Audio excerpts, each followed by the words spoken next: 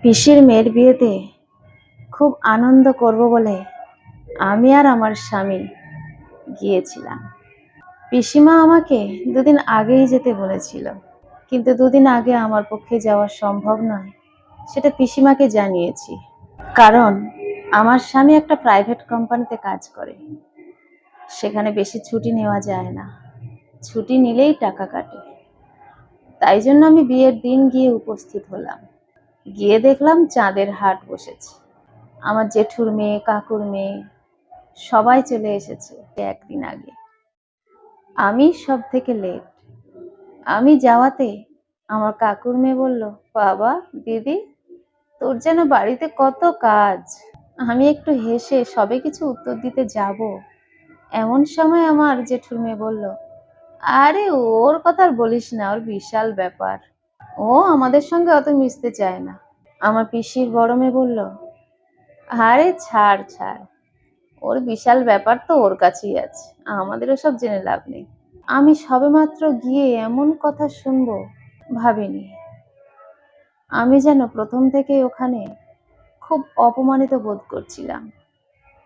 তাহলে আমার স্বামীর কেমন হচ্ছিল? আমার পিসিমার বড় জামাই বড় ইঞ্জিনিয়ার, জেঠুর জামাই সেও ভালো চাকরি করে, আর আমার কাকুর জামাই সে একজন ডাক্তার।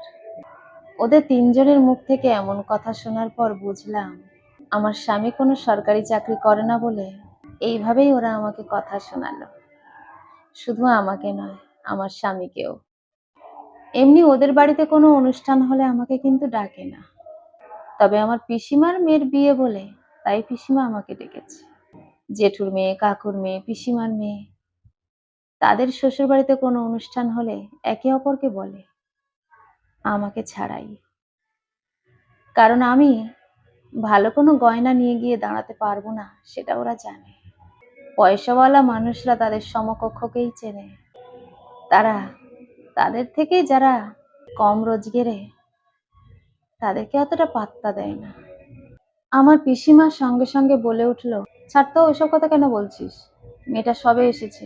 জামা, তুই যা ভিতরে যা, একটু হাত মুখ ধুয়ে নে, জামাইকে একটু হাত মুখ ধুয়ে নিতে বল, তারপরে জামাইয়ের তো অনেক কাজ।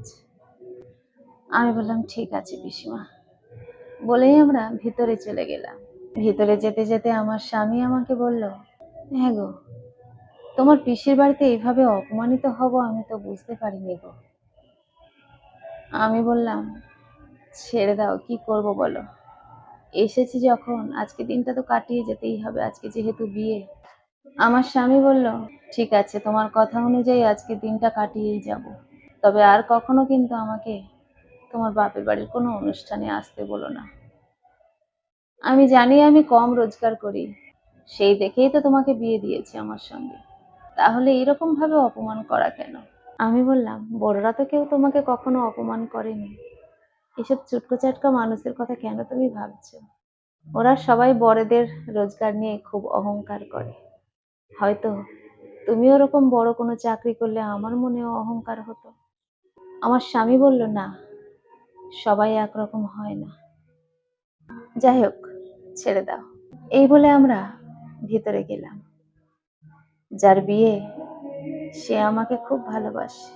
সে আমাকে বলল, দিদি তুই এত দেরি করলি কেন, গায়ে হলুদ উঠে গেল আমার।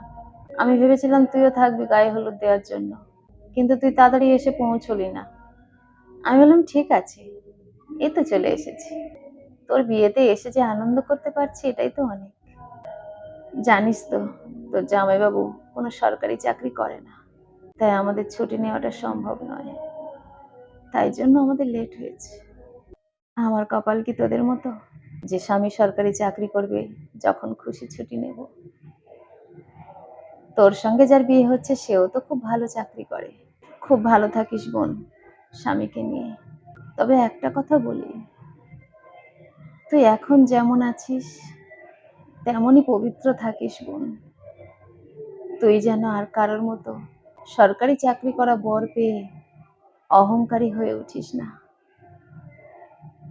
আমার সেই বোন আমার কথা শুনে বুঝতে পারল, প্রত্যেকবারের মতো এবারেও নিশ্চয়ই আমাকে আর আমার স্বামীকে অপমান করা হয়েছে।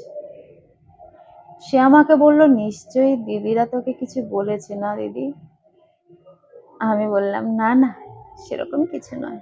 ও বলল, সেরকম কিছু নয় মানে? আমি ঠিক বুঝতে পেরেছি। তুই আমাকে কিছু না বললেও আমি তোর মন বুঝতে পেরেছি দিদি। তুই একটা কথা জেনে রাখ দিদি, অহংকার কিন্তু পতনের মূল। এটা জানার সত্ত্বেও তোর এই বোনটা কখনো অহংকার করবে সেটা ভাবিস না। যাদের মনে এই অহংকারটা রয়েছে, তারা যতই সুখে থাকার ভান করুক না কেন, ভিতরে ভিতরে দেখবি দিদি, তারা কিন্তু সুখী নয়। শুধুমাত্র উপর থেকে সবাইকে দেখানোর চেষ্টা করে যে আমার স্বামীর এত টাকা, আমি এত সুখী। কিন্তু না রে দিদি, যারা তাকে অপমান করেছে তাদের প্রত্যেকের বিষয়ে ভালো করে খবর নিলে জানতে পারবি, হয় কারোর স্বামী তাকে ধরে পেটায়, নয় কারোর স্বামী তাকে হাত খরচে পর্যন্ত দেয় না, ঝগড়া করে হাত খরচ আদায় করতে হয়। তোর কপালে যে স্বামী জুটেছে, তার টাকা না থাকতে পারে, তার মানসিকতার পরিচয় আর নতুন করে দিতে হবে না। তোর স্বামী প্রাইভেটে চাকরি করলে কি হবে? সে তোকে কতটা যত্নে রেখেছে সেটা তো আমি নিজের চোখে দেখেছি। তোদের চারজনকে, মানে তুই, আমার দিদি, ছোট মামার মেয়ে, বড় মামার মেয়ে, প্রত্যেকের সঙ্গে আমি খুব ভালো করে মিশেছি, প্রত্যেকের বাড়ি আমি গিয়েছি, প্রত্যেকের সঙ্গে তাদের স্বামীদের আচরণও দেখেছি। তাই আজকে আমি এই কথাটা খুব জোর দিয়ে বলতে পারছি, তুই যে রত্নকে পেয়েছিস তার বিন্দু মাত্র ওরা পায়নি। তাই তুই এই নিয়ে কোনো কষ্ট পাস না দিদি। তুই দেখবি একদিন তুইও অনেক উঁচুতে উঠে যাবি, তখন ওরা কেউ তোর নাগাল পাবে না।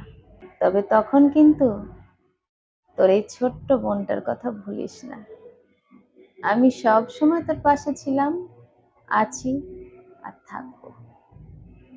আমার ওই বোনের কথা শোনার পর আমার স্বামীর মনটা ভরে গিয়েছিল। তার আর ৩ শালীর কাছ থেকে যেরকম ভাবে অপমানজনক কথা শুনেছিল, তার জন্য তার মনটা যেরকম ভাবে ভারাক্রান্ত হয়েছিল, তার এই ছোট্ট শালীর মুখ থেকে এই কথা শোনার পর, সেটা সত্যি হোক বা না হোক, তার মনটা কিন্তু ভরে গেছে। আমি আমার বোনকে জড়িয়ে ধরে বললাম, দূর পাগলি, আমি কখনো অত উঁচুতে উঠতে চাই না, আমি এইরকমই থাকতে চাই। তুই কিন্তু আমার পাশে সব সময় থাকিস। আমার বোনটা আমাকে বলল, তুই চিন্তা করিস না দিদি, আমি একমাত্র বোন যে তোর সঙ্গে সব সময় আছি। কলমে ও কণ্ঠে, সোমা।